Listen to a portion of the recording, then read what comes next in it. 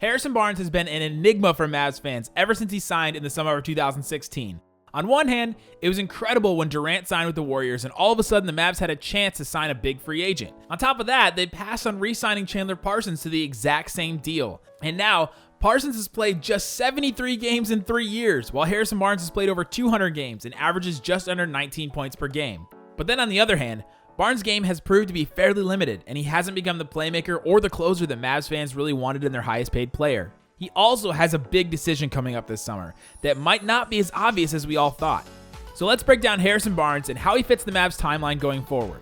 Barnes went from being a role player in Golden State, averaging just 10 points per game, to a number one option in Dallas, averaging 18 to 19 points per game. HB's per game scoring has decreased every year that he's been in Dallas, but that's because his minutes have also decreased, but his scoring per 36 minutes has increased every year. Barnes is lighting it up from three-point range this season, shooting 39.6% on 6.5 attempts per game. Among players taking 6.5 threes per game or more, he's third in the entire NBA in three-point percentage, just behind Buddy Hield and Steph Curry. But he's shooting his worst percentage from inside the arc by far since joining the Mavs, shooting just 42.1% on two-point shots.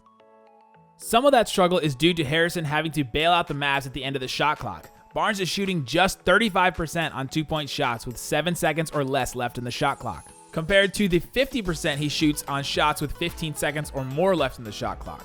Barnes is also still struggling on pull-up jump shots. So far this season, he's shooting just 30.9% on two-point pull-up shots and is taking over 2 per game, and just 36.5% on pull-up threes. He's really benefited from having Luka around though. Just look at his catch-and-shoot three-point attempts and percentages over the last 3 years. Barnes is actually tied for second in the entire NBA for most wide-open three-point attempts per game, behind Eric Gordon and tied with Buddy Hield and Brook Lopez.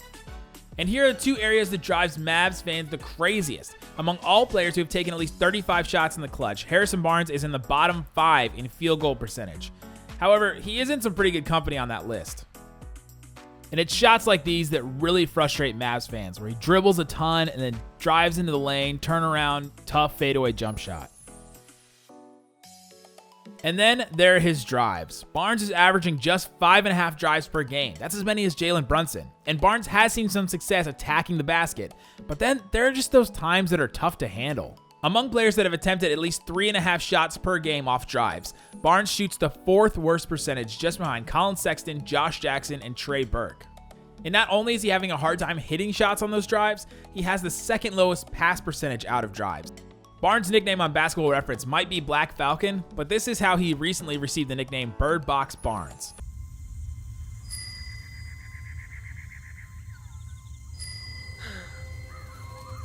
Where are you? Which is a super mean nickname with hilarious connotations that I will not tolerate on this channel. But Nick, you made it the thumbnail. Okay, but look at this drive. And who are the monsters in this analogy? Open teammates? Alright, so even still, it's still pretty funny, but plays like this are where that new nickname comes from. Harrison Barnes' passing has been a hot topic. In Golden State, he wasn't asked to do much playmaking, so his 1.5 assists per game wasn't a big deal.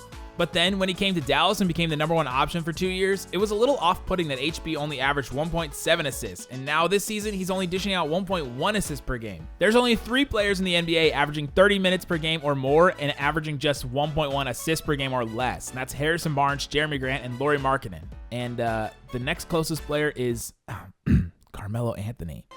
No player in the NBA averages more minutes and less assists than Harrison Barnes. So all these stats are starting to paint the picture of who Harrison Barnes can't be as a player. And 7 years into his career and 3 years into his time as a number 1 and now a number 2 option, it's hard to imagine he'll drastically change as a player going forward. One thing that has changed though is his shot attempts. In his first season in Dallas, he attempted 13.4 two-point attempts per game and only 2.8 threes per game. Last season, he took 11.4 twos and 4.3 threes, and now this season, he's averaging 8.1 twos and 6.5 threes per game. And his defense has still been solid. Per Synergy stats, he ranks very good guarding the pick-and-roll ball handler, post-up attempts, and isolation attempts, rating good on off-screens but below average on spot-up attempts. Here's a couple of possessions where he stays really disciplined against Paul George and Kevin Durant, stays in front of him, keeps his arms out, and forces them to take tougher shots.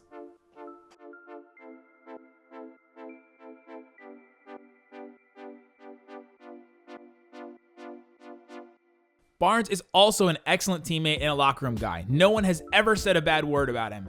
And on a team with young pieces in an NBA where guys are lunging at each other, that value can't be overstated.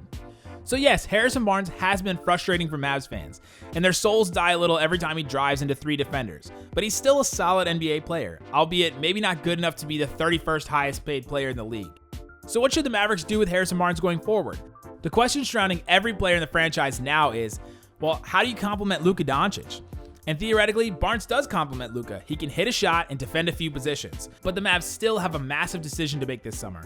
Recently, in an interview with Isaac Harris of Mavs.com and the Locked On Mavericks podcast, oh, that sounds like a good podcast that I should check out right now, available on all podcasting platforms right now, Barnes was asked about his potential free agency this summer. Isaac asked, "This summer you can be a free agent. How are you approaching free agency?" And Barnes responded, "My wife and I have enjoyed Dallas. It has been very welcoming to us. I told Donnie whenever he wants to have that conversation, let my agent know. I would definitely love to continue to play here, but it is a business as we've seen. You just have to be prepared for whatever.